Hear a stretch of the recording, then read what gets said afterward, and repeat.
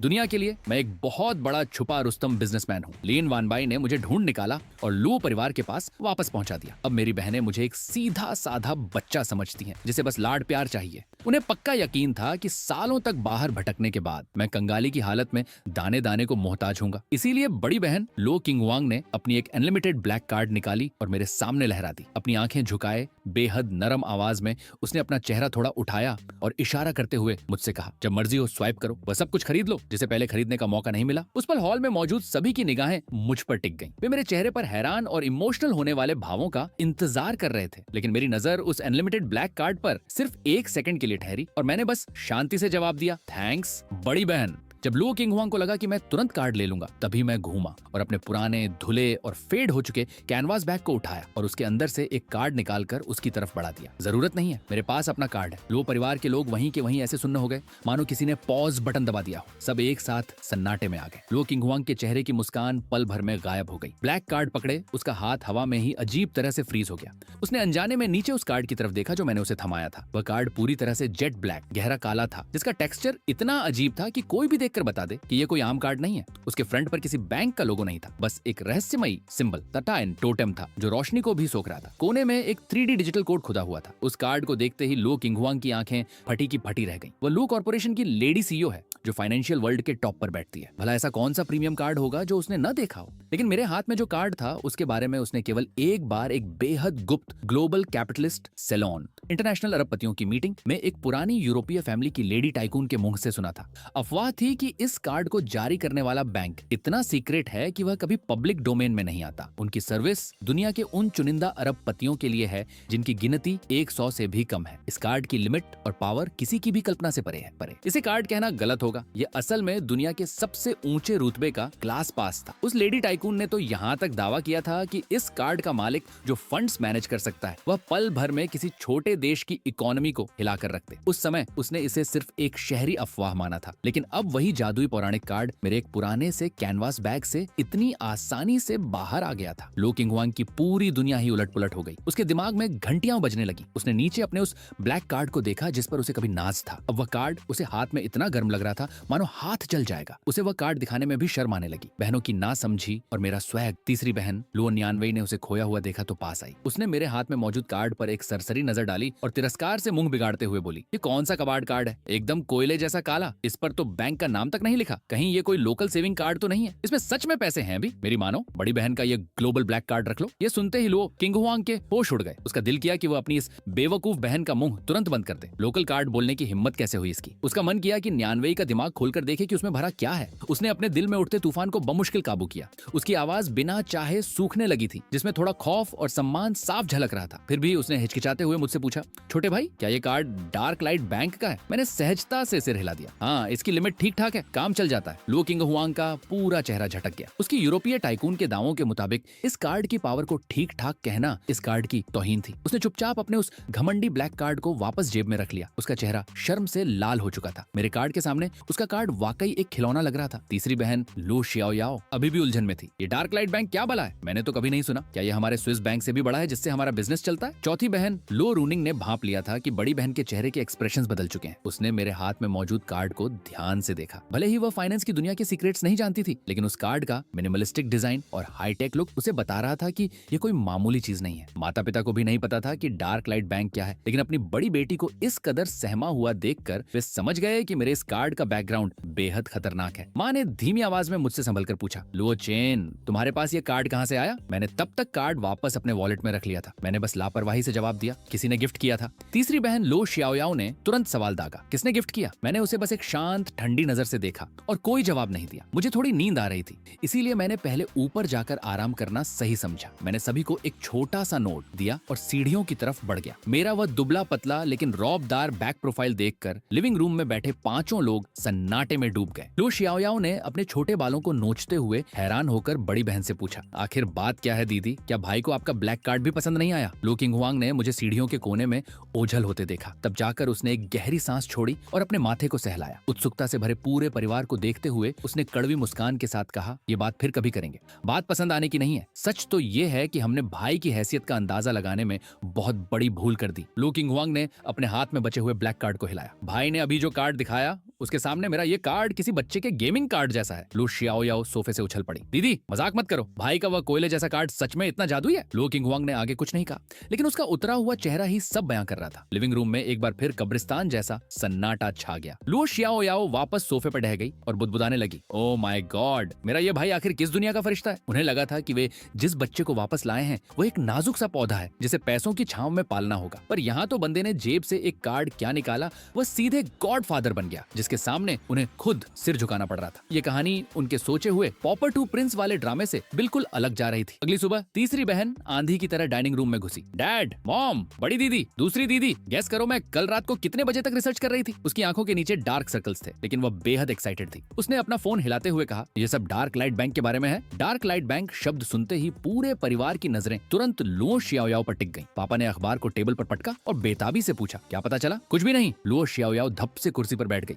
उसका चेहरा उतरा हुआ था। इंटरनेट पर डार्क लाइट बैंक की सारी जानकारी ऐसे गायब है मानो पूरा डेटा ही फॉर्मेट कर दिया गया हो। बड़ी दीदी सच में ग्रेट है जिन्होंने एक नजर में पहचान लिया। लो किंगहुआंग शांति से अपने टोस्ट को काट रही थी, लेकिन उसने कुछ नहीं कहा। वो खुद भी रात भर सो नहीं पाई थी। उसके दिमाग में बार बार वही ब्लैक कार्ड और मेरा वो बेपरवाह चेहरा घूम रहा था। मॉम ने मेरी तरफ बेहद प्यार और हमदर्दी से देखा। बच्चे, इन सालों में तूने बाहर कितनी मुश्किलें झेली होंगी, चाहे जो भी हुआ हो, तू हमारे लुओ परिवार का खून है। पापा ने सीधे फैसला सुना दिया, आगे से कोई भी उस कार्ड का जिक्र नहीं करेगा। उस पर किसी तरह का प्रेशर मत डालना। लो किंगहुआंग ने अपनी मुट्ठी भींची। उसकी आंखों में एक नई जिद चमक उठी। कोई बात नहीं, ब्लैक कार्ड काम नहीं आया तो हमारे पास और भी तरीके हैं। आज मैं उसे लॉन्ग ड्राइव पर बाहर लेकर जाऊंगी। मेरी ब्रांड न्यू कोएनिग्सेक सुपर कार में। मुझे नहीं लगता कि कोई भी लड़का इस कार को मना कर पाएगा। चौथी बहन लू रूनिंग ने धीरे से चुटकी ली। तीसरी दीदी, क्या आपको यकीन है कि भाई आपकी कार को भाव भी देगा? उसके पास जो कार्ड है उससे वो आपका पूरा कार कलेक्शन खरीद सकता है। लू शियाओयाओ ने आंखें मटकाई, पर उसके पास कोई जवाब नहीं था। उसी वक्त मैं सीढ़ियों से नीचे आया। व्हाइट टी शर्ट और जीन्स में मैं एकदम सिंपल और कूल लग रहा था। मॉम डैड के चेहरे पर तुरंत बड़ी सी मुस्कान आ गई। लो, चैन उठ गया, आओ जल्दी से ब्रेकफास्ट कर लो। लो शियाओयाओ में जैसे फिर से जान आ गई। वह तुरंत भागकर मेरे पास आई। छोटे भाई, आज तीसरी दीदी तुम्हें बाहर घुमाने ले चले तो कैसा रहेगा? दीदी ने नई सुपर कार ली है, तुम्हें सिटी राइड पर ले चलूंगी, फुल टॉर जमाएंगे तुम्हारा। मैंने कुर्सी खींचकर बैठते हुए टेबल से ब्रेड का एक टुकड़ा उठाया। थैंक्स तीसरी दीदी, पर जरूरत नहीं है। मुझे अपने पुराने कमरे से कुछ सामान लाना है। लो शियाओयाओ ये सुनते ही एक्साइटेड हो गई। क्या लाना है? दीदी लाकर देती है ना। क्या कोई पर्सनल चीज है? मैंने सिर हिलाया। नहीं, मैं खुद ही जाकर ले आता हूँ। लेकिन लो शियाओयाओ कहाँ मानने वाली थी। वो मेरे पीछे पीछे दौड़ पड़ी। वो मेरे साथ ऊपर मंजिल पर आ गई। कहने को तो वो मुझे रास्ता दिखा रही थी, पर असल में वह यह देखना चाहती थी कि जो प्रिंस स्वीट शानदार कमरा उसने मेरे लिए तैयार किया था वो मुझे पसंद आता है या नहीं। जब मैंने उस आलीशान कमरे का बड़ा दरवाजा खोला तो लुओ शियाओयाओ ने गर्व से अपना सिर उठाकर कमरे को दिखाया। कैसा है लुओ चेन? ये कमरा एकदम टॉप नॉच है ना, पूरे शहर का सबसे बेस्ट डिजाइन और लेटेस्ट मॉडल। मेरी नजर कमरे में सजे हुए limited edition customized toys, rare sneakers, महंगे जूते पर पड़ी, पर मैंने बस शांति से सिर हिलाया और सीधे कमरे के कोने में पड़े मेरे पुराने चमड़े के सूटकेस की तरफ बढ़ गया। लुओ शियाओयाओ के चेहरे पर थोड़ी निराशा दिखी, पर वह उत्सुकता से मेरी हर मूवमेंट को ध्यान से देख रही थी। मैं नीचे झुका और सूटकेस खोला। मैंने सबसे नीचे से एक पुराना धूल से भरा मेटल बॉक्स निकाला। वह साइज में किसी लैपटॉप जितना ही था, लेकिन काफी भारी और मोटा था। लुओ शियाओयाओ उत्सुकता से पास आई। भाई ये क्या है? मैंने कोई जवाब नहीं दिया। मैंने बस अपनी उंगली से बॉक्स के साइड में लगे सेंसर को धीरे से दबाया। एक क्लिक की आवाज हुई एंड बॉक्स पर एक नीली लेजर लाइट जली, जिसने तुरंत मेरे फिंगरप्रिंट और आइरिस आंखों के स्कैन को वेरीफाई किया। अगले ही पल बॉक्स का ढक्कन बिना किसी आवाज के खुल गया। लुओ शियाओयाओ ने जैसे ही अंदर झांका, उसकी आंखें फटी की फटी रह गईं। उस बॉक्स में कोई गेमिंग कार्ड्स या मामूली खिलौने नहीं थे जैसा कि वह सोच रही थी। अंदर एक बेहद एडवांस कंपार्टमेंट था जिसमें ब्लैक शॉक प्रूफ मखमली कपड़ा बिछा था। अलग अलग खानों में कुछ बेहद कीमती चीजें शांति से रखी थीं। उनमें से एक कलाई घड़ी रिस्ट वॉच का डिजाइन इतना कॉम्प्लेक्स था जिसमें बारीक गियर्स और सितारों जैसे चमकदार पैटर्न्स बने थे। उसके नीलम सफायर के ग्लास के नीचे ऐसा लग रहा था मानो कोई जादुई रोशनी घूम रही हो। उसने ऐसी घड़ियां सिर्फ दुनिया की टॉप वॉच मैगजीन्स के लेजेंडरी कॉलम में देखी थी। कहा जाता था कि यह किसी महान वॉचमेकर की जिंदगी की सबसे बेस्ट क्रिएशन थी, जिसकी सिर्फ एक घड़ी की कीमत से शहर के सेंटर में कई आलीशान बंगले खरीदे जा सकते थे। बगल में एक सिंपल सा दिखने वाला पेन रखा था जिसकी बॉडी काफी शार्प और मैस्कुलिन थी। पेन के कैप के टॉप पर एक रेयर ब्लैक डायमंड जरा हुआ था जो एक कमाल का फ्यूचरिस्टिक लुक दे रहा था। इसके अलावा वहां अलग अलग रंगों के छोटे crystal memory cards, storage device रखे थे जिनकी एनकैप्सुलेशन टेक्नोलॉजी उसकी खुद की हाईटेक लैब के उपकरणों से भी कहीं ज्यादा एडवांस थी। बाकी के पार्ट्स तो उसे समझ में ही नहीं आ रहे थे। ये कोई कबाड़ या पुरानी चीजें नहीं थी, ये तो असल में अपने साथ ले जाया जाने वाला एक सुपर हाईटेक खजाना था। दिमागी सिस्टम हैंग लो। शियाओयाओ का मुंह इतना खुला का खुला रह गया कि उसमें एक अंडा समा जाए। उसने कांपते हुए हाथों से घड़ी की तरफ इशारा किया। भाई ये घड़ी। मैंने उस घड़ी को उठाया, एक सरसरी नजर डाली और बेहद कैजुअल लहजे में कहा, एक दादाजी ने गिफ्ट की थी, बोले कि ऐसे ही पहनने के काम आएगी। लू शियाओयाओ को लगा कि उसका दिल धड़कना बंद कर कर देगा। उसने कांपती उंगली से पेन की तरफ इशारा किया। तो ये क्या है? लिखने के काम आता है। मैंने उस पेन को अपनी उंगलियों के बीच तेजी से घुमाया, पेन फ्लिप किया और जरूरत पड़ने पर ये एक टेम्परेरी डिकोडर का काम भी कर देता है। डिकोडर? लू शियाओयाओ का दिमाग पूरी तरह क्रैश हो गया। उसने एक तरफ मेरे हाथ की उन चीजों को देखा जो दुनिया के सबसे बड़े ऑक्शन, नीलामी की शान बन सकती थी, और फिर दूसरी तरफ कमरे के उन लिमिटेड एडिशन जूतों और मॉडल्स को देखा जो अब उसे प्लास्टिक के सस्ते खिलौनों जैसे लग रहे थे। उसे पहले लग रहा था कि इस कमरे को सजाने में उसने कसर छोड़ी है, पर अब उसे लग रहा था कि यह कमरा ही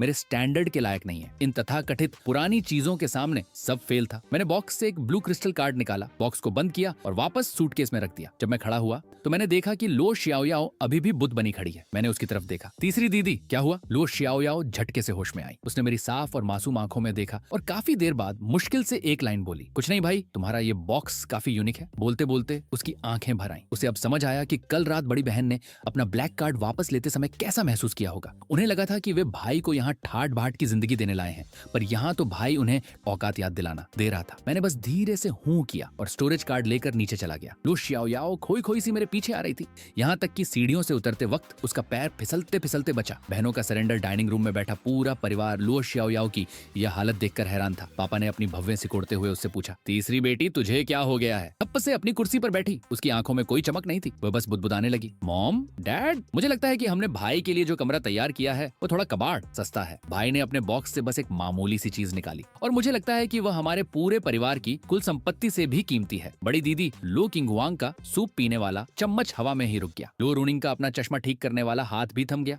मॉम डैड ने एक दूसरे को देखा, उनके चेहरों पर शौक साफ दिख रहा था। लो शियाओयाओ ने अपना सिर पकड़ लिया। मैं अपनी कोएनिग्सेग कार खुद ही चलाऊंगी। उसे लगा कि भाई के उस सीक्रेट मेटल बॉक्स के खुलते ही उसकी पूरी दुनिया की सोच ही चकनाचूर हो गई है। ये लाडले भाई को पैम्पर करने की कहानी आखिर किस मोड़ पर आ गई थी? यहाँ तो भाई अपनी बहनों को हर कदम पर सरप्राइज दे रहा था। तभी मॉम ने मेरी तरफ देखा, जो मैं शांति से अपना दूध पी रहा था। लो चेन, तुम्हारी पढ़ाई को लेकर डैड और मैंने बात कर ली है। शेंगिंग एकेडमी इस शहर का सबसे बेस्ट और एलीट स्कूल है। वहाँ का स्टाफ और माहौल एकदम टॉप क्लास है। मैंने और तुम्हारे पापा ने बात कर ली। अगले मंडे से तुम सीधे क्लास 11वीं हाई स्कूल में एडमिशन के लिए जाओगे। कैसा रहेगा? ये बात सुनते ही पूरे परिवार की नजरें एक बार फिर मुझ पर टिक गई। हर किसी के चेहरे पर मुझे सपोर्ट करने वाली और भरोसा देने वाली मुस्कान थी। लो शियाओयाओ भी उस बॉक्स के शौक से थोड़ा बाहर आई और अपनी छाती ठोकते हुए बोली, भाई डरना मत, उस स्कूल में तुम्हारी ये तीसरी दीदी तुम्हें पूरा प्रोटेक्शन देगी। उन्हें लग रहा था कि ये अरेंजमेंट मेरे लिए एकदम परफेक्ट है और वे मेरी घबराहट को दूर करने की पूरी तैयारी करके बैठे थे। मैंने धीरे से अपना दूध का ग्लास नीचे रखा और मॉम की तरफ देखा। मेरी आवाज एकदम फ्लैट और शांत थी। आप सभी के इस अरेंजमेंट के लिए शुक्रिया, लेकिन इसकी जरूरत नहीं है। लो परिवार के सभी लोग एक साथ फ्रीज हो गए। उनके दिल जोर से धड़के। फिर से मना कर दिया? मॉम डैड ने घबराकर तुरंत पूछा, लो चेन, क्या तुम्हें अपनी पढ़ाई या होमवर्क की चिंता है? लो चेन, क्या तुम्हें चिंता है कि तुम स्कूल की पढ़ाई में पीछे छूट जाओगे? कोई बात नहीं बेटा, हम तुम्हारे लिए देश के सबसे टॉप ट्यूटर्स का इंतजाम कर सकते हैं, मॉम ने मुझे दिलासा देते हुए कहा।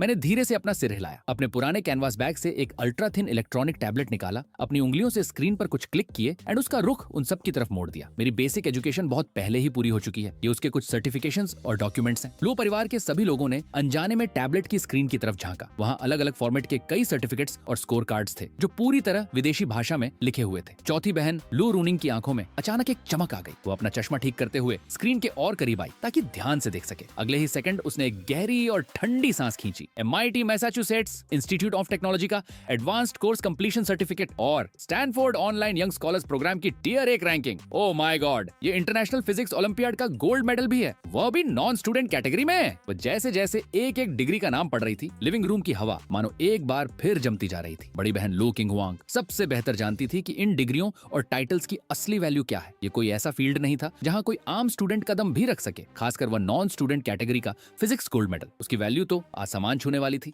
ऐसे विनर्स को दुनिया की टॉप लैब्स अपने यहाँ लाने के लिए आपस में लड़ पड़ती हैं। तीसरी बहन लो शियाओयाओ भले ही इन डिग्रियों की गहराई नहीं समझती थी, लेकिन MIT और स्टैनफोर्ड जैसे नाम उसके कानों में बिजली की तरह गूंज रहे थे। उसकी आंखें फटी की फटी रह गईं। रुकिए भाई, तुम तो हमेशा गांव में पले बड़े हो ना, तो ये सारी चीजें तुम्हारे पास कहां से आईं? मॉम डैड भी पूरी तरह हक्के बक्के रह गए थे। एक बार वे स्क्रीन पर चमकते उन जादुई सर्टिफिकेशंस को देखते और फिर एकदम शांत बैठे मेरे चेहरे को देखते। उनका दिमाग पूरी तरह से हैंग हो चुका था। मैंने अपना टैबलेट वापस खींच लिया और मेरा लहजा अभी भी उतना ही शांत और नॉर्मल था। पहले जब भी मैं फ्री होता था तो टाइम पास के लिए खुद ही पढ़ लेता था। बस ऐसे ही एग्जाम दे दिए और ये आ गए। लू परिवार के लोग उस पल जैसे पत्थर के स्टैच्यू बन गए। सब अपनी अपनी जगह फ्रीज थे। तीसरी बहन लू शियाओयाओ को अचानक अपने घुटनों में एक पुराना दर्द महसूस होने लगा। उसे याद आया कि कैसे एक कॉलेज में एडमिशन पाने के लिए उसके डैड ने उसकी टांगे तोड़ने की धमकी दे दी थी और यहाँ उसका ये भाई जिसने बस ऐसे ही पढ़कर उसे ज्ञान की रेस में 18 मील पीछे छोड़ दिया था। मॉम ने अपना मुंह खोला। काफी देर बाद उनकी आवाज वापस लौट कर आई, लुओ चेन, तो फिर आगे का तुम्हारा क्या प्लान है? क्या तुम सीधे यूनिवर्सिटी कॉलेज के लिए अप्लाई करना चाहोगे? तुम्हारे पापा और मैं दुनिया के सबसे बेस्ट कॉलेजों से बात कर सकते हैं। मैंने कुछ देर सोचा और शांति से अपनी नजरें उन पर टिका दी। फिलहाल उसकी कोई जरूरत नहीं है। हाँ, अगर उस स्कूल शेंगेंग एकेडमी को कभी जरूरत पड़े तो मैं वहाँ एक गेस्ट लेक्चर के तौर पर जा सकता हूँ, ताकि उन बच्चों के साथ अपना लर्निंग एक्सपीरियंस शेयर कर सकूं। लेक्चर? शेंगेंग एकेडमी में लेक्चरर बनकर जाओगे? तीसरी बहन लो शियाओयाओ के दिमाग में तुरंत एक सीन तैर गया। उसकी वे सहेलियां जो सिर्फ दिखावे का ग्रुप थीं, बेंच पर सामने बैठी हैं और मेरा ये छोटा भाई स्टेज पर खड़े होकर उन्हें क्वांटम मैकेनिक्स पढ़ा रहा है। उसे सच में डर लगने लगा कि उन बैक बेंचर और कमजोर स्टूडेंट्स का भाई का लेक्चर सुनते ही कहीं क्लासरूम में ही हार्ट अटैक ना आ जाए। स्कूल जाने की जरूरत नहीं। क्या लुओ चेन को चिंता है कि वो पढ़ाई में पीछे छूट जाएगा? बड़ी बहन लुओ किंगहुआंग ने एक गहरी सांस ली। वो बड़ी बहन होने के नाते अपनी गंभीरता बनाए रखने की पूरी कोशिश कर रही थी। तो छोटे भाई, तुम्हारे कहने का मतलब ये है कि तुम्हें अब आगे हाई स्कूल जाने की कोई जरूरत नहीं है। सही कहा ना? मैंने धीरे से सिर हिलाया। जो भी पढ़ने लायक चीजें थी मैं पहले ही पूरी कर चुका हूँ। लिविंग रूम में एक बार फिर कब्रिस्तान जैसा सन्नाटा छा गया। उन्हें लगा था कि जिस भाई को ट्यूशन और एक्स्ट्रा क्लासेस की जरूरत है, उसने पलक झपकते ही दुनिया के सबसे टॉप कॉलेजों के सर्टिफिकेशंस उनके सामने पटक दिए थे। वे डर रहे थे कि मैं स्कूल के सिलेबस के साथ तालमेल नहीं बिठा पाऊंगा, और यहाँ बंदे ने सीधे प्रोफेसर लेक्चरर बनने की बात कह दी थी। ये अंतर इतना बड़ा था कि लुओ परिवार के लोग चाहकर भी इस बात को हजम नहीं कर पा रहे थे। दूसरी बहन लुओ न्यानवेई ने अपने माथे को दबाया। उसे चक्कर आने लगा था। वह 20 साल से ज्यादा जी चुकी थी और उसने दुनिया में बड़े से बड़े ड्रामे देखे थे, लेकिन अपने सगे भाई का यह अंदाज वह पहली बार देख रही थी। तीसरी बहन लो शियाओयाओ मुझे ऐसे देख रही थी मानो उसकी आंखों में किसी बहुत बड़े साइंटिफिक रिसर्च को सुलझाने वाली चमक आ गई हो। उसका यह भाई सचमुच चलता फिरता एक रहस्य था। लुओ न्यानवेई ने अचानक अपना सिर पकड़ लिया। ओह गॉड, अब मुझे पूरा यकीन हो गया है। उस कार्ड से एक नहीं बल्कि 10 सुपरकार के काफिले भी चुटकियों में खरीदे जा सकते हैं। इस भाई का दिमाग आखिर कितने अरब का है? पहले वह डर रही थी कि स्कूल में कोई भाई को परेशान न करे, लेकिन अब उसे चिंता होने लगी थी कि शेंगेंग एकेडमी के टीचर्स और स्टूडेंट्स का कमजोर दिल भाई का झटका झेल भी पाएगा या नहीं। मैंने अपने परिवार के लोगों के उड़ते हुए तोते अजीब चेहरे देखे और अपना सिर थोड़ा झुकाकर पूछा, क्या मेरे इस फैसले में कुछ गलत है? लुओ न्यानवेई ने तुरंत अपने हाथ हिलाए। नहीं नहीं, कोई दिक्कत नहीं है, बिल्कुल परफेक्ट है। मॉम अब आगे बोलती भी तो क्या। बेटा इस हद तक जीनियस निकला था कि गर्व करने के अलावा उनके पास बस हैरान होने का ही ऑप्शन बचा था। पापा ने तुरंत टेबल पर हाथ मारकर फैसला सुनाया। ठीक है, जब लुओ चेन की पढ़ाई पूरी हो चुकी है तो उसे शेंगेंग एकेडमी जाने की कोई जरूरत नहीं है। आगे तुम जो भी करना चाहो, पूरा परिवार तुम्हारे साथ खड़ा है। लाड प्यार देने का जो मास्टर प्लान बहनों ने इतनी मेहनत से बनाया था, वो भाई की असली पावर के सामने एक बार फिर चकनाचूर हो गया। वे मुझे पैम्पर तो क्या करती, उल्टा भाई ने ज्ञान के हथौड़े से उन्हें जमीन पर दबा दबा कर धो दिया था। लुओ न्यानवेई पूरी तरह सोफे पर पसर गई। उसकी आंखें फटी की फटी थीं। छोटे भाई, अगली बार जब ऐसा कोई बड़ा धमाका खेलने वाले हो तो कम से कम अपनी बहनों को पहले ही कोई हिंट दे दिया करो। मेरा ये छोटा सा दिल सच में फेल हो जाएगा। मैंने उसकी तरफ देखा और बहुत ही सीरियस होकर सिर हिला दिया। लुओ न्यानवेई के चेहरे पर लाचारी साफ दिख रही थी। उसे समझ आ गया था कि भाई उसकी इस लाचारी और अंदर की तबाही को बिल्कुल नहीं समझ पाया है। लुओ परिवार के असली वारिस यानी मेरे वापस लौटने की खबर शहर में आग की तरफ फैल गई। अमीर घरानों से इनविटेशन कार्ड्स ऐसे आने लगे जैसे बर्फीले तूफान में बर्फ गिरती है। मॉम डैड ने बहुत सोच समझकर फैसला किया कि वे मुझे लिन फैमिली के चैरिटी बैंक्वेट में लेकर जाएंगे, ताकि दुनिया के सामने मुझे ऑफिशियली इंट्रोड्यूस किया जा सके। कार से उतरने से ठीक पहले मॉम डैड मुझे धीमी आवाज में समझा रहे थे, लुओ चेन, बिल्कुल नर्वस मत होना, बस अपनी मॉम के साथ साथ रहना। मैंने एक कस्टमाइज्ड ब्लैक सूट पहना हुआ था। मैंने बस शांति से सिर हिलाया। मेरे चेहरे पर हमेशा की तरह कोई डर या नर्वसनेस नहीं थी। हॉल के अंदर बड़े बड़े रईस लोग वाइन के ग्लास हाथ में लिए घूम रहे थे। जैसे ही हमारे परिवार ने एंट्री ली, हम पूरे हॉल का सेंटर ऑफ अट्रैक्शन बन गए। सबकी उत्सुक और जासूसी आंखें मुझ पर टिक गईं। मैं चुपचाप मॉम के पास खड़ा रहा और हर किसी के हेलो का बहुत ही छोटा, सिंपल और तमीज से जवाब देता रहा। मेरा पूरा अंदाज किसी एलीट प्रिंस की तरह शांत और रॉयल लग रहा था। तभी लिन, परिवार के बिगड़ैल बेटे लिन मोचेन के आसपास खड़े कुछ अमीर कबाड़ियों ने हमारी तरफ देखा। बड़ा शरीफ बनने का नाटक कर रहा है। लिन मोचेन ने मुंह बिगाड़ा। वो मेरी दूसरी बहन लुओ न्यानवेई को मन ही मन पसंद करता था, इसीलिए अचानक टपक पड़े इस असली वारिस मुझसे उसे जलन हो रही थी। गांव से आया हुआ कंगाल लड़का। मुझे तो शक है कि इसे फ्रेंच भाषा का ABCD भी पता होगा या नहीं। वाइन का ग्लास हाथ में लिए टॉर से मेरी तरफ बढ़ा। अगर यहाँ कुछ समझ ना आ रहा हो तो मुझसे बेझिझक पूछ सकते हो। मेरी भवें थोड़ी सिकुड़ी। मैंने अपनी आंखें उठाई और सीधे उसकी आंखों में देखा। मेरी आवाज पानी की तरह शांत थी। ठीक है, सब समझ आ रहा है। लिन मोचेन मेरे इस ठंडे और और बेपरवाह जवाब से अंदर तक झल्ला गया, मानो उसने किसी रुई की बोरी पर मुक्का मार दिया हो जिसका कोई असर ही नहीं हुआ। उसने अपनी खींच मिटाने के लिए वेटर को बहुत ही अजीब और टूटी फूटी फ्रेंच भाषा में ऑर्डर दिया, एक ग्लास शैंपेन लाओ। फिर उसने मेरी तरफ देखते हुए एक नकली मुस्कान के साथ चैलेंज किया, लो भाई, अगर तुम्हें कुछ पीना हो तो क्या मैं तुम्हारे लिए चाइनीज में ऑर्डर कर दूं? आसपास का माहौल अचानक शांत हो गया। हर कोई देख सकता था कि लिन मोचेन जानबूझकर मुझे नीचा दिखाने की कोशिश कर रहा है। मॉम डैड का चेहरा भी गुस्से से लाल होने लगा था। ठीक उसी पल हॉल के मेन गेट पर थोड़ी हलचल हुई। कुछ बेहद रॉयल और रुतबेदार विदेशी मेहमानों ने अंदर एंट्री ली, जो बाकी भीड़ से बिल्कुल अलग और एलीट लग रहे थे। होस्ट होने के नाते लिन परिवार के लोग तुरंत भागकर उनके स्वागत में खड़े हो गए। उन मेहमानों के बीच एक सफेद बालों वाले बुजुर्ग विदेशी थे, जिनकी आंखें पूरे हॉल में किसी को ढूंढ रही थी। जैसे ही उनकी नजर मुझ पर पड़ी, उनकी आंखों में एक गजब की चमक आ गई। वे लिन परिवार के बाप बेटे को वहीं बीच रास्ते पर अकेला खड़ा छोड़कर सीधे मेरी तरफ बढ़ने लगे। वो बुजुर्ग बड़ी खुशी और बेहद सम्मान के साथ मेरे सामने आए और चाइनीज में बोले, ओ माय गॉड, मैंने सपने में भी नहीं सोचा था कि आप मुझे यहाँ मिल जाएंगे। पूरे हॉल में सांप सूंघ गया, सब सन्न। ये बुजुर्ग कोई मामूली इंसान नहीं थे, बल्कि यूरोप के सबसे पुराने और खतरनाक इंपीरियल बिजनेस ग्रुप के मैन हेड थे, जिनके सामने खुद लिन परिवार पानी भरता था। और वह बुजुर्ग अभी अभी गांव से लौटे एक लड़के मुझसे इतनी इज्जत से बात कर रहे थे। मॉम वहीं स्टैचू बन गई। लिन मोचेन का चेहरा ऐसा पीला पड़ा कि उसके हाथ से वाइन का ग्लास गिरते गिरते बचा। मैंने बस थोड़ा सा सिर झुकाया और एकदम परफेक्ट फ्लुएंट फ्रेंच में उन्हें जवाब दिया, मिस्टर चार्ल्स, काफी समय बाद मिले। आपकी चाइनीज अब बहुत सुधर गई है। मेरी उस शुद्ध और रॉयल पेरिसियन एक्सेंट, पेरिस की एलीट फ्रेंच ने लिन मोचेन की उस बनावटी और नकली फ्रेंच के परखच्चे उड़ा दिए। मिस्टर चार्ल्स जोर से हंसे और तुरंत अपनी मातृभाषा फ्रेंच में मुझसे बेहद सीरियस टॉपिक्स पर बात करने लगे। उनकी बोलने की स्पीड बहुत तेज थी। बातचीत के टॉपिक्स इंटरनेशनल इकोनॉमी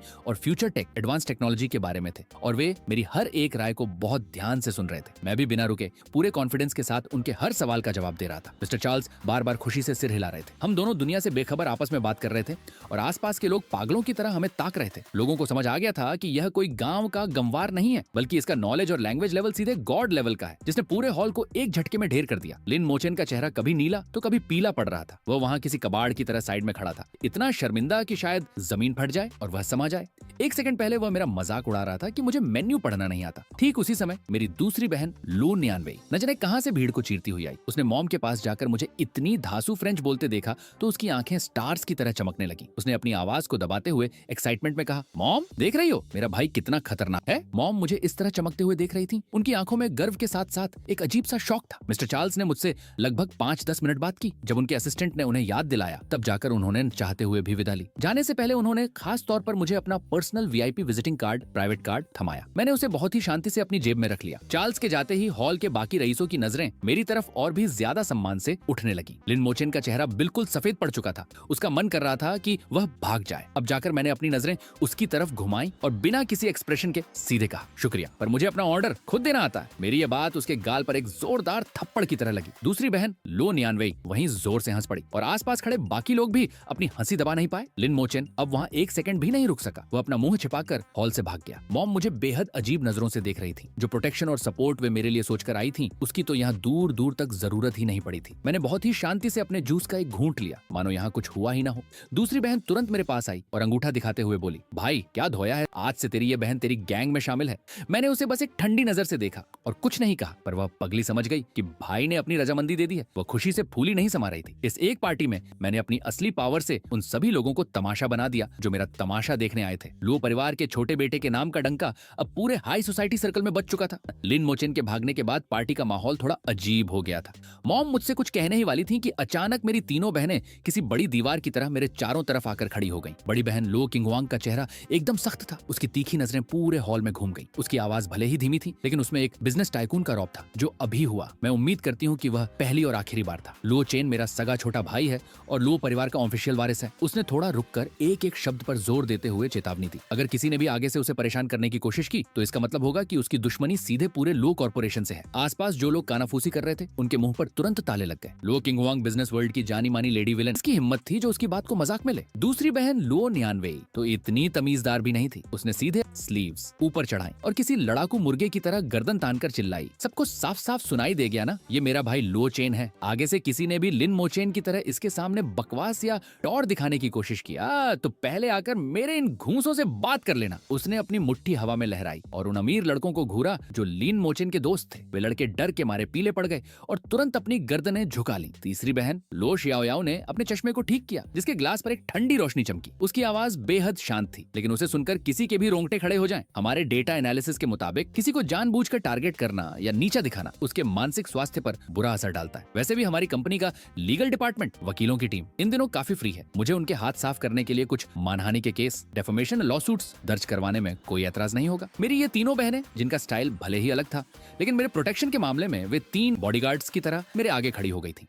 उन्होंने पूरी दुनिया के सामने ये साफ कर दिया था कि मेरा रुतबा क्या है। अब तक जो लोग मन ही मन सोच रहे थे कि मैं कहां से आया हुआ कोई फालतू लड़का हूं, उनके अरमान पूरी तरह ठंडे हो चुके थे। भाई, इस खतरनाक प्रोटेक्शन वॉल के सामने अब किसकी शामत आई थी जो पंगा लेता। मैं अपनी इन लंबी लंबी बहनों के बीच घिरा खड़ा था, जिसकी वजह से मैं थोड़ा दुबला पतला लग रहा था। मैंने अपना सिर उठाया और बड़ी बहन की तनी हुई जॉ लाइन, दूसरी बहन का एक्साइटमेंट से लाल हुआ चेहरा और तीसरी बहन के चश्मे के पीछे की गंभीर आंखों को देखा और बेबसी में अपनी आंखें झपका दी। मुझे लगने लगा था कि ये लोग कुछ ज्यादा ही ओवर प्रोटेक्टिव हो रहे हैं। इनकी यह तैयारी देखकर ऐसा लग रहा था मानो ये पूरी दुनिया के खिलाफ जंग छेड़ने वाले हैं। तभी पार्टी के होस्ट लिन मोचन के पिता तुरंत बीच बचाव करने भागे आए। वे नकली मुस्कान के साथ हाथ जोड़कर बोले, गुस्सा थूकिए, सब बच्चे हैं, नासमझी में गलती हो गई। लो चेन, मैंने उसे वापस भेज दिया है ताकि वो अपनी गलती पर पछतावा करे। लो चेन बेटा, तुम्हें जो बुरा लगा उसके लिए अंकल खुद तुमसे माफी मांगते हैं। बड़ी बहन का गुस्सा थोड़ा शांत हुआ, लेकिन उसका लहजा अभी भी बेहद ठंडा था। लिन अंकल, आप बात को ज्यादा बढ़ा रहे हैं। हम बस इतना चाहते हैं कि ऐसी चीज दोबारा कभी ना हो। बिल्कुल नहीं होगी, बिल्कुल नहीं होगी, इसकी गारंटी मैं लेता हूँ। लिन अंकल ने तुरंत अपने सीने पर हाथ रखकर भरोसा दिलाया। दूसरी बहन ने एक ठंडी सांस ली। जैसे ही वह मेरी तरफ मुड़ी, उसका कड़क चेहरा अचानक पिघल गया और वह मुस्कुराते हुए बोली, छोटे भाई बिल्कुल मत डर, तेरी ये बहन अभी जिंदा है, तुझे क्या खाना है बोल, तेरी बहन लाकर देगी।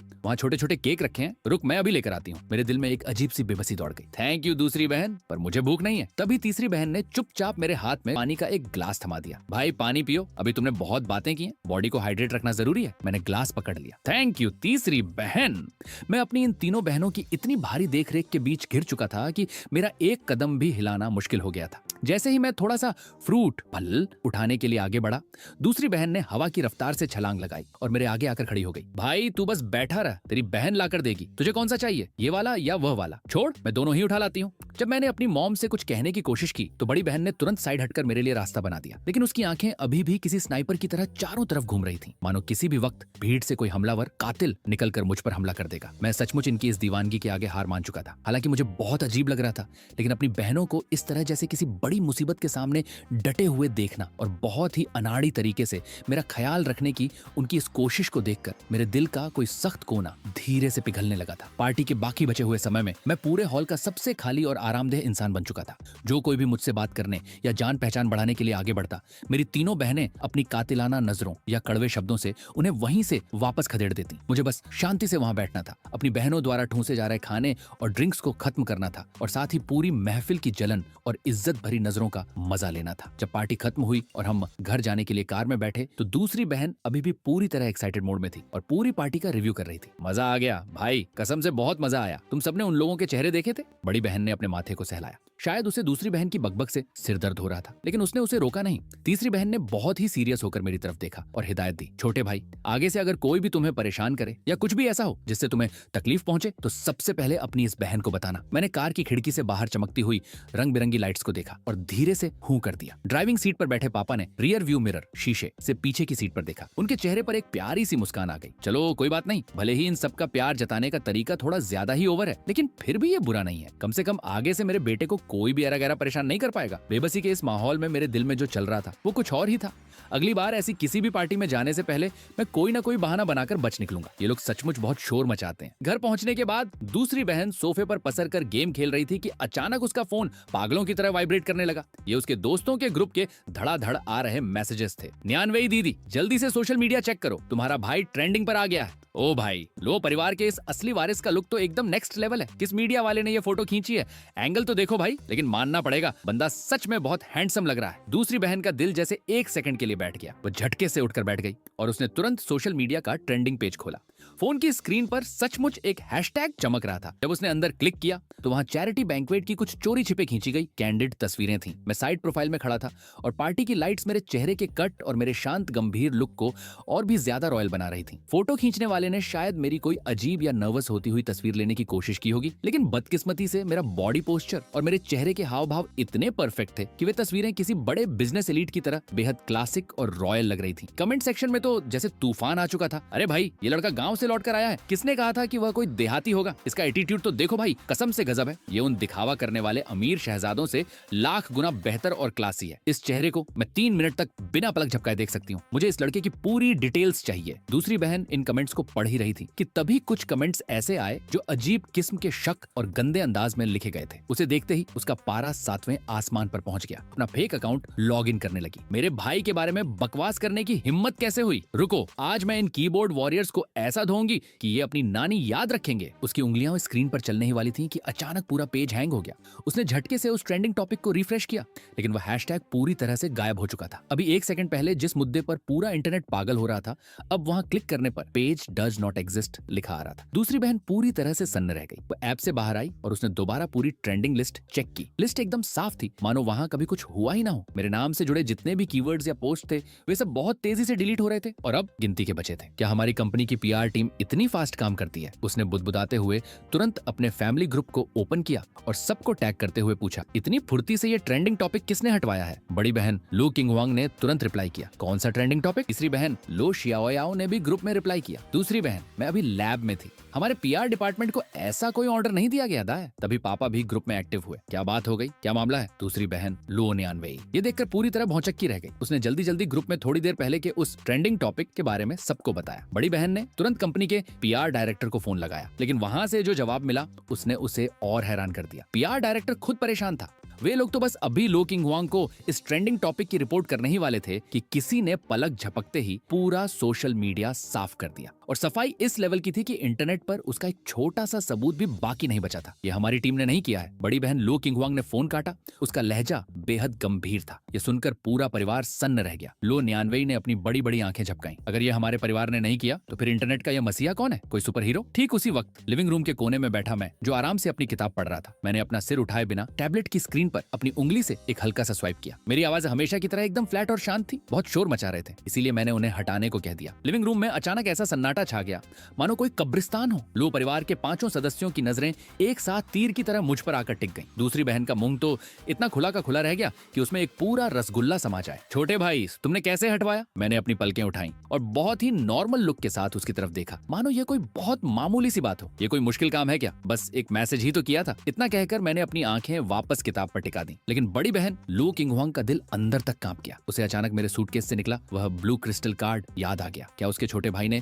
उस कार्ड के पीछे छिपे वर्ल्ड क्लास रिसोर्सेज का इस्तेमाल सिर्फ इंटरनेट की एक मामूली सी गॉसिप को डिलीट करवाने के लिए कर दिया था? तीसरी बहन लो शियाओयाओ के चश्मे के पीछे की आंखें गजब के कौतूहल से चमकने लगी। उसे लगा कि उसके भाई का यह रहस्य हर पल एक नया मोड़ ले रहा था। मॉम और डैड ने एक दूसरे की तरफ देखा। दोनों की आंखों में एक जैसा शौक और लाचारी साफ दिख रही थी। उनका यह छोटा बेटा जब भी अपना मुंह खोलता था, उनके पूरे वजूद को हिलाकर रख देता था। दूसरी बहन न्यानवेई ने झटके से आकर मेरे पास वाले सोफे पर छलांग लगाई। उसकी आंखें किसी शिकारी की तरह चमक रही थी। छोटे भाई, तू आज अपनी इस बहन को सच सच बता, क्या तेरी सोशल मीडिया के मालिकों से सीधी सेटिंग है या तू दुनिया के किसी सबसे बड़े अंडरग्राउंड हैकर ग्रुप का गुप्त लीडर है? मैं अपनी जगह से खड़ा हुआ और उसकी उस जरूरत से ज्यादा एक्साइटेड नजरों से बचते हुए आगे बढ़ गया। मेरी आवाज में अभी भी कोई बदलाव नहीं था। ऐसा कुछ नहीं है, बस डेटा क्लीनिंग का काम करने वाले कुछ दोस्त हैं। इतना बोलकर मैं अपनी किताब हाथ में लिए सीढ़ियों से ऊपर अपने कमरे की तरफ बढ़ गया और नीचे पूरे परिवार को एक बार फिर पत्थर का स्टैच्यू बनाकर छोड़ गया। डेटा क्लीनिंग करने वाले दोस्त? किसके घर के ऐसे दोस्त होते हैं जो सोशल मीडिया के ट्रेंडिंग पेज को किसी कबाड़ की तरह कचरे के डिब्बे में फेंक दें? दूसरी बहन मुझे जाते हुए देखकर खुद से ही बुदबुदा रही थी। मुझे तो अब साफ लग रहा है कि हमारा भाई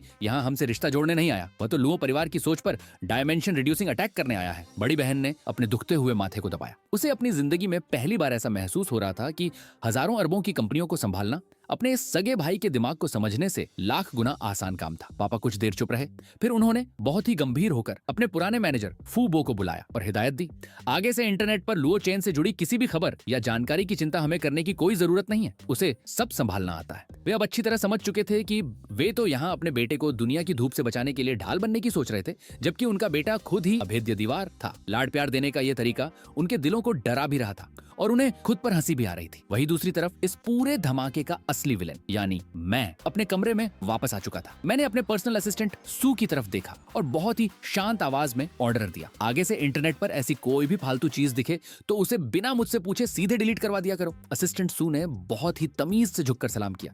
जी छोटे मालिक, बिल्कुल ऐसा ही होगा। उसका अंदाज ऐसा था मानो उसने किसी बहुत बड़े नेटवर्क को नहीं बल्कि दीवार पर बैठी किसी मामूली मक्खी को उड़ाया हो। रात काफी गहरी हो चुकी थी। डैड अपने पर्सनल स्टडी रूम में बैठे कंप्यूटर की स्क्रीन को बेहद संजीदगी से घूर रहे थे। उनकी भव्वें पूरी तरह सिकुड़ी हुई थी। स्क्रीन पर मेरे पिछले 18 सालों की पूरी इन्वेस्टिगेशन रिपोर्ट खुली हुई थी, जो इतनी पतली और आधी अधूरी थी कि लगभग एक खाली पन्ने जैसी लग रही थी। डैड ने अपनी आंखों को बंद किया। उन्हें अपने जीवन में पहली बार इतनी बेबसी और लाचारी महसूस हो रही थी। उन्होंने इस जांच के लिए लो कॉर्पोरेशन की सबसे एडवांस और सीक्रेट जासूसी टीम को लगाया था, लेकिन नतीजा यह था कि वे अपने खुद के सगे बेटे की बैकग्राउंड का एक पन्ना भी नहीं खोल पाए थे। उसका वह इंटरनेशनल लेवल का नॉलेज, वो सर्टिफिकेट्स जो किसी आम इंसान की सोच से बाहर थे, उसका वह असिस्टेंट सू जिसकी ट्रेनिंग और काम करने का तरीका देखकर उनके सबसे पुराने और एलीट मैनेजर फू बो भी किसी नौसिखिए जैसे लग रहे थे। और आज रात की वो घटना जहां उसने एक मामूली लाइन बोलकर पूरे देश के इंटरनेट को हिला कर रख दिया। ये सारी कड़ियां सिर्फ एक ही सच की तरफ इशारा कर रही थी। उनका यह खोया हुआ छोटा बेटा कोई साधारण लड़का नहीं बल्कि कोई बहुत बड़ा तूफान था। तभी स्टडी रूम के दरवाजे पर एक हल्की सी दस्तक हुई। पापा, आप अभी तक सोए नहीं? बड़ी बहन लो किंग हुआंग हाथ में गर्म दूध का ग्लास लिए अंदर आई। कंप्यूटर की स्क्रीन पर खुली हुई उस अधूरी रिपोर्ट को देखकर उसके चेहरे पर कोई हैरानी नहीं थी। उसने धीरे से पूछा, आप अभी भी छोटे भाई की बैकग्राउंड चेक कर रहे हैं? डैड ने एक ठंडी सांस ली और कंप्यूटर की स्क्रीन को बंद कर दिया। कुछ हाथ नहीं आया। ऐसा लगता है मानो किसी ने पूरी दुनिया के नक्शे से उसके इतिहास को जानबूझकर मिटा दिया हो। लो किंग हुआंग ने दूध का ग्लास टेबल पर रखा। उसका चेहरा बेहद सीरियस था। पापा, मुझे भी लगता है कि हमारा भाई किसी बहुत बड़े खेल का हिस्सा है। उस सूटकेस वाले कार्ड के बारे में मैंने आज चुपके से हमारे बिजनेस सर्कल के एक बेहद सीनियर और इंटरनेशनल बिजनेसमैन से बात की थी। उन्होंने मुझे दबी आवाज में इशारा किया कि वह कार्ड इस आम दुनिया का है ही नहीं, वह द अदर साइड, एक बेहद शक्तिशाली अंडरग्राउंड वर्ल्ड का वीआईपी वीजा है। उस कार्ड के मालिक की ताकत और पहुंच हमारी सोच से कई गुना ऊपर है। ये सुनते ही डैड का दिल जोर से धड़क उठा। उन्होंने भी अपने बिजनेस करियर में इस रहस्यमयी और धुंधली सी दुनिया के बारे में कुछ अफवाहें सुनी थी। एक ऐसी दुनिया जो इस आम समाज के पीछे छिपकर पूरी दुनिया की इकोनॉमी और सरकारों को अपनी उंगलियों पर नचाती है। और उसका वह असिस्टेंट लो किंग हुआंग ने अपनी बात जारी रखी। मैंने पार्टी में उसके खड़े होने के स्टाइल और उसके चलने फिरने के पैटर्न को बहुत ध्यान से नोटिस किया है। वह या तो दुनिया की किसी सबसे खतरनाक और top secret black ops security agency का कमांडो है, या फिर उसका बैकग्राउंड उससे भी ज्यादा डरावना है। बाप बेटी दोनों के बीच एक गहरा और भारी सन्नाटा पसर गया। काफी देर तक कमरे में कोई कुछ नहीं बोला। आखिरकार डैड ने अपनी कुर्सी के पीछे टेक लगाई। उनके चेहरे पर एक अजीब सा शौक, थोड़ी सी लाचारी और साथ ही एक बेहद अजीब किस्म का गर्व साफ झलक रहा था। उन्होंने बहुत ही धीमी आवाज में कहा, इसका मतलब हम लोग जिस छोटे बच्चे को लाड प्यार देने और दुनिया से बचाने के लिए इस घर में वापस लाए हैं, वह हमारा सगा बेटा नहीं बल्कि साक्षात लो परिवार के दादाजी बनकर लौटे हैं। डैड ने धीरे से अपना हाथ हिलाया और खुद ही पहले थोड़ा मुस्कुरा दिया। मुस्कुराते मुस्कुराते उन्होंने एक गहरी सांस ली। मैंने बस कभी यह नहीं सोचा था कि वह इतने सालों तक बाहर इस तरह से रहा होगा। चाहे वह जो भी हो, वह हमारे लुओ परिवार का बेटा है। डैड की आंखों में अब एक गजब की दृढ़ता, मजबूती आ गई थी।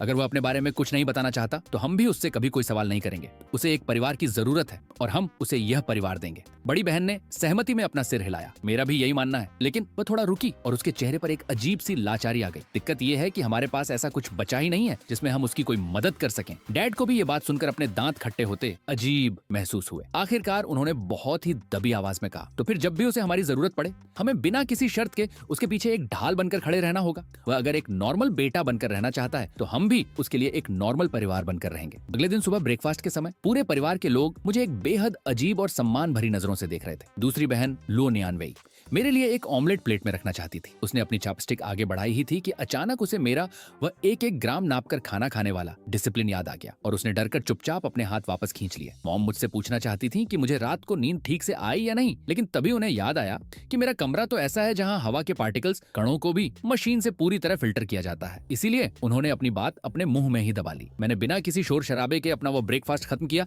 जिसे मेरे पर्सनल असिस्टेंट सू ने एकदम स्टैंडर्ड तरीके से तैयार किया था। मैंने अपने नैपकिन को साइड में रखा उठा और डैड मॉम की तरफ देखा। डैड मॉम, मैं ऊपर अपने कमरे में जा रहा हूँ। डैड ने तुरंत अपना अखबार नीचे रख दिया। हाँ बिल्कुल जाओ बेटा। जैसे ही मैं वहाँ से हटा, लुओ परिवार के सभी लोगों ने एक साथ चैन की सांस ली। दूसरी बहन ने अपने दिल पर हाथ रखा और बुदबुदाई। भाई के साथ नाश्ता करने में जो प्रेशर महसूस होता है वो तो डैड के साथ बिजनेस मीटिंग करने से भी लाख गुना ज्यादा है। डैड ने उसे घूर कर देखा, लेकिन मन ही मन वे भी उसकी इस बात से पूरी तरह सहमत थे। उन्होंने खिड़की से बाहर मेरे जाने वाले रास्ते की तरफ देखा। उनका दिल एक बार फिर गर्व और शौक से भरा हुआ था। उनका यह बेटा सिर्फ जीनियस नहीं था, लुओ परिवार का यह छोटा सा तालाब इस असली ड्रैगन को संभाल पाए, ये मुमकिन ही नहीं था। तभी तीसरी बहन लुओ शियाओयाओ अपनी आंखों के नीचे बड़े बड़े डार्क सर्कल्स लिए पागलों की तरह घर के अंदर भागी चली आई। उसने अपना ऑफिशियल बैग सोफे पर पटका और चिल्लाई, ओह माय गॉड, वे भूत फिर से पीछे पड़ गए हैं। घर के सभी लोग उसकी यह हालत देखकर चौंक गए। मॉम ने घबरा कर पूछा, शियाओ याओ क्या हुआ बेटा, क्या कंपनी में कोई बड़ी मुसीबत आ गई है? तीसरी बहन ने छिड़कर अपने बालों को बिखेर दिया। उसकी आंखें गुस्से से लाल हो रही थी। वही हैकर्स का ग्रुप,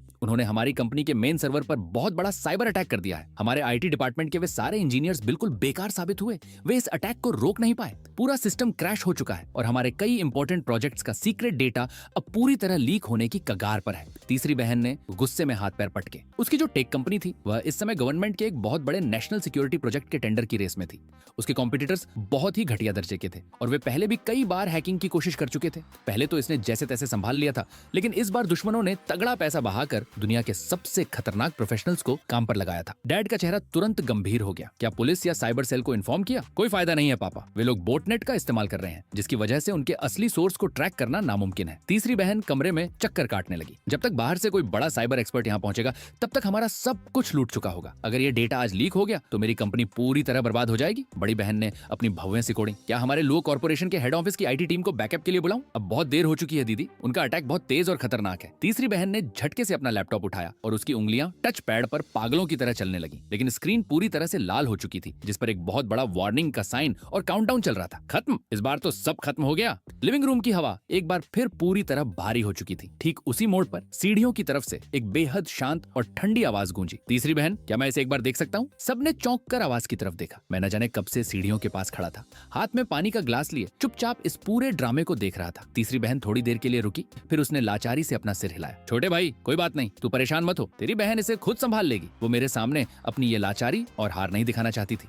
मैं धीरे से चलकर सोफे के पास आया और पानी का ग्लास टेबल पर रख दिया। मेरी नजरें उस लैपटॉप की स्क्रीन पर टिक गईं जो खून की तरह लाल चमक रही थी। ये वायरस थोड़ा जाना पहचाना लग रहा है, मैंने बहुत ही नॉर्मल लहजे में कहा। जाना पहचाना? पूरा परिवार एक साथ सन्न रह गया। मैंने उनके इस शौक पर कोई ध्यान नहीं दिया और अपनी तीसरी बहन की तरफ अपना हाथ आगे बढ़ा दिया। लैपटॉप मुझे दो। तीसरी बहन ने मेरे उस शांत और बेपरवाह चेहरे को देखा और न जाने किस जादू के असर में आकर उसने चुपचाप वह लैपटॉप मेरे हाथ में थमा दिया। देते ही उसे तुरंत पछतावा हुआ कि उसने ये क्या कर दिया। उसका यह भाई इन सब चीजों के बारे में क्या जानता होगा? ये तो सरासर बचपना था। मैंने लैपटॉप लिया, सोफे पर आराम से बैठा और उसे अपने घुटनों पर रख लिया। मेरी उंगलियां कीबोर्ड पर आकर टिक गईं, लेकिन मैंने तुरंत टाइप करना शुरू नहीं किया। मैंने थोड़ा सा अपना सिर घुमाया और तीसरी बहन से पूछा, क्या तुम्हारे पास इसका बैकअप एडमिनिस्ट्रेशन की है? तीसरी बहन ने बिना सोचे समझे कोड के कुछ बेहद मुश्किल और लंबे शब्द बोल दिए। मैंने बस अपना सिर हिलाया और मेरी उंगलियां कीबोर्ड पर दौड़ने लगी। मेरी उंगलियों की रफ्तार कोई बहुत तेज नहीं थी, बल्कि मेरा अंदाज ऐसा था मानो मैं बहुत आराम से कोई गेम खेल रहा हूँ। जब मेरी उंगलियों ने कीबोर्ड के बटनों को दबाया तो पूरे कमरे में एक बहुत ही सुरीली और रिदम वाली टिक टिक की आवाज गूंजने लगी। स्क्रीन पर जो डरावनी लाल लाइटें और अजीब से कोड्स, वे मेरे द्वारा डाले गए कुछ बहुत ही सिंपल से कमांड्स निर्देशों के सामने धीरे धीरे और देखते ही देखते गायब होने लगे। तीसरी बहन पहले तो इस डर में जी रही थी कि कहीं मैं कोई गलत बटन न दबा दूं जिससे पूरा सिस्टम हमेशा के लिए नष्ट हो जाए, लेकिन जैसे जैसे वह स्क्रीन को देख रही थी उसकी आंखें फटी की फटी रह गईं। मैं जो कमांड्स टाइप कर रहा था वे उसकी समझ से पूरी तरह बाहर थे। उनका लॉजिक इतना टेढ़ा और एडवांस था कि वह इस पूरी मार्केट में मौजूद किसी भी कोडिंग लैंग्वेज या हैकिंग की थ्योरी से मैच ही नहीं करता था। अभी 3 मिनट भी पूरे नहीं हुए थे कि स्क्रीन की वह खूनी लाल लाइट पूरी तरह गायब हो गई और कंपनी का पूरा सिस्टम एकदम नॉर्मल मोड में वापस आ गया। लेकिन खेल यहीं खत्म नहीं हुआ था। मैंने बिना रुके कीबोर्ड पर कुछ और कोड्स टाइप किए और अगले ही पल लैपटॉप की स्क्रीन पर एक बहुत ही पेचीदा और एडवांस नेटवर्क मैप खुल गया, जहां एक छोटा सा लाल डॉट बिंदु अपनी जान बचाकर पागलों की तरह भागने की कोशिश कर रहा था। लोकेशन पता हो गई है। मैंने ये कहते हुए कोडिंग की आखिरी लाइन टाइप की और कीबोर्ड का एंटर बटन दबा दिया। जैसे ही बटन दबा, लैपटॉप की स्क्रीन पर जो लाल डॉट भाग रहा था वो अचानक ब्लास्ट हुआ और पूरा मैप एक झटके में पूरी तरह से ग्रे हो गया। लो, हो गया। मैंने लैपटॉप को बंद किया और उसे अपनी पूरी तरह पत्थर बन चुकी तीसरी बहन लुओ शियाओयाओ की तरफ बढ़ा दिया। सामने वाले हैकर्स का मेन सर्वर शायद अब कुछ दिनों तक ऑन नहीं हो पाएगा। लिविंग रूम में एक बार फिर सन्नाटा पसर गया। तीसरी बहन ने बहुत ही कांपते हाथों से उस लैपटॉप को वापस लिया। उसका पूरा शरीर थरथर आ रहा था। उसने तुरंत झटके से सिस्टम लॉक्स चेक किए और अपनी कंपनी के आईटी हेड को फोन मिलाया। फोन पर आईटी हेड की आवाज इतनी एक्साइटेड थी कि जैसे उसके होश उड़ चुके चुके हों। मैडम गजब हो गया, चमत्कार हो गया मैडम। वो वायरस अचानक अपने आप गायब हो गया है। हमारा पूरा सिस्टम पूरी तरह रिकवर हो चुका है और एक एक डेटा बिल्कुल सेफ, सुरक्षित है। और सबसे बड़ी बात, हमने हमलावरों को ट्रैक करने की कोशिश की तो पता चला कि सामने वाले ने खुद को ही उड़ा लिया है। उनका पूरा अड्डा और सर्वर पूरी तरह तबाह हो चुका है। तीसरी बहन ने फोन काटा। उसने मेरी तरफ देखा जो बेहद शांति से अपनी जगह पर बैठा था, मानो मैंने कोई बड़ा काम नहीं बल्कि बस उसके लिए पानी का एक ग्लास लाकर रख दिया हो। उसका दिमाग पूरी तरह सुन्न हो चुका था। छोटे भाई, उसकी जुबान इस तरह लड़खड़ा रही थी कि उसके मुंह से एक पूरा सेंटेंस भी नहीं निकल पा रहा था। मैंने पानी का ग्लास उठाया और एक घूंट लेते हुए बहुत ही नॉर्मल लहजे में कहा, पहले कभी टाइम पास के लिए कोडिंग और प्रोग्रामिंग की कुछ किताबें पढ़ ली थी। किताबें पढ़ ली थी सिर्फ टाइम पास के लिए? तीसरी बहन को ऐसा लगा जैसे पिछले 10-12 सालों से जो उसने कंप्यूटर साइंस की पढ़ाई की थी वह सब पूरी तरह बेकार हो चुकी थी। कौन सी ऐसी प्रोग्रामिंग की किताब होती है जो किसी को सिर्फ 3 मिनट के अंदर इंटरनेशनल हैकर ग्रुप के परखच्चे उड़ाना और सीधे उनके घर में घुसकर उन्हें तबाह करना सिखा देती है? दूसरी बहन लो न्यानवेई ने अचानक हवा में छलांग लगाई और आकर जोर से मेरी बाजू पकड़ ली। भाई, तू मेरा सगा भाई है। नहीं, तू आज से मेरा सगा गुरु है। आगे से इस तीसरी की कंपनी तेरी खुद की बैकयार्ड है। जब मन करे तब यहाँ आकर कोडिंग खेलना। मैंने अपनी भव्य थोड़ी सी कोड़ी और बिना कोई तमाशा किए बहुत ही शांति से अपनी बाजू उसके हाथ से छुड़ाई। इसकी कोई जरूरत नहीं है। डैड, मॉम और बड़ी बहन लो किंग हुआंग इस पूरे नजारे को देख रहे थे और उनके चेहरों पर अब कौन सा एक्सप्रेशन आना चाहिए उन्हें खुद समझ नहीं आ रहा था। वे जिस बेटे को बहुत नाजुक और मासूम समझकर उसकी हिफाजत करने की प्लानिंग कर रहे थे, उस बंदे ने पलक झपकते ही एक ऐसी मुसीबत को उड़ा दिया था जो उनकी तीसरी बेटी की पूरी कंपनी को दिवालिया कर सकती थी। तीसरी बहन ने मुझे वापस सीढ़ियों से ऊपर जाते हुए देखा और उसने तुरंत लपक कर बड़ी बहन लो किंग हुआंग का हाथ पकड़ लिया। उसकी आंखों में एक अजीब सा पागलपन था। दीदी, मुझे सच में लग रहा है कि हमारे लो परिवार में एक ऐसा इंसान आ चुका है जो पूरी दुनिया का इतिहास बदलने की ताकत रखता है। वही दूसरी तरफ मैं अपने कमरे में पहुंच चुका था। मैंने अपने पर्सनल असिस्टेंट सू की तरफ देखा और बहुत ही ठंडी आवाज में कहा, अभी जो वायरस अटैक हुआ था उसके म्यूटेटेड कोड की एक कॉपी मेरे टैबलेट पर भेज दो। थोड़ा दिलचस्प था। असिस्टेंट सू ने तमीज से सिर झुकाया। जी छोटे मालिक। नीचे लिविंग रूम में तीसरी बहन उस लैपटॉप को अपने सीने से ऐसे चिपकाए खड़ी थी मानो उस पर साक्षात भगवान का आशीर्वाद उतर आया हो। वह बड़ी बहन के पास भागी। दीदी, क्या आपने देखा? मेरे भाई ने सिर्फ 3 मिनट लिए। बड़ी बहन को उसने इतनी जोर से हिलाया कि उसका सिर घूमने लगा था। उसने लाचारी से कहा, हाँ मैंने देखा, आंखें हैं मेरे पास, न देखना चाहूं तो भी सब साफ दिख रहा था। वह खुद अंदर तक हिल चुकी थी। वह स्कॉर्पियन हैकर ग्रुप था दीदी। इंटरनेशनल मार्केट के टॉप हैकर्स में नाम आता है उनका। हमारी कंपनी की सबसे बेस्ट टेक्निकल टीम पिछले 3 दिन और 3 रातों से बिना सोए माथापच्ची कर रही थी और कुछ नहीं कर पाई। तीसरी बहन का चेहरा एक्साइटमेंट से लाल हो रहा था और भाई ने सिर्फ 3 मिनट में उनका पूरा सिस्टम साफ किया और साथ ही उनके हेडक्वार्टर को भी हैक कर लिया। ये सिर्फ कुछ किताबें पढ़ने से मुमकिन है क्या? पापा ने हाथ में चाय का कप पकड़ा हुआ था लेकिन उनके हाथ थोड़े कांप रहे थे। वे अपनी पूरी ताकत लगाकर एक जिम्मेदार पिता और घर के मुखिया का रौब बनाए रखने की कोशिश कर रहे थे। हो सकता है कि हमारे लो चेन के पास इस पर्टिकुलर फील्ड कंप्यूटर में कुछ ज्यादा ही गॉड गिफ्टेड टैलेंट हो। ये सिर्फ टैलेंट नहीं है पापा। तीसरी बहन की आवाज और तेज हो गई। ये सीधे डायमेंशन रिड्यूसिंग अटैक है। उसने उन्हें कीड़े मकोड़ों की तरह कुचल दिया। पापा, आप इन चीजों को बिल्कुल नहीं समझते। दूसरी बहन न्यानवेई चुपके से तीसरी बहन के पास आई, उसकी गर्दन में हाथ डाला और आंख मारते हुए बोली, क्यों भाई? ओ तीसरी, अब पता चला ना कि हमारा छोटा भाई किस लेवल की चीज है। मैंने तो तुझसे पहले ही कहा था, अपने इस नन्हे मुन्ने शौकिया नॉलेज से भाई के उस गॉड लेवल प्रोफेशनल स्वैग को चैलेंज करने की गलती कभी मत करना। तीसरी बहन को इस बार दूसरी बहन के इस ताने से जरा भी चिढ़ नहीं हुई। उसने बहुत ही सीरियस होकर अपनी गर्दन हिलाई और जोर से कहा, हाँ दीदी, आप बिल्कुल सही कह रही थी।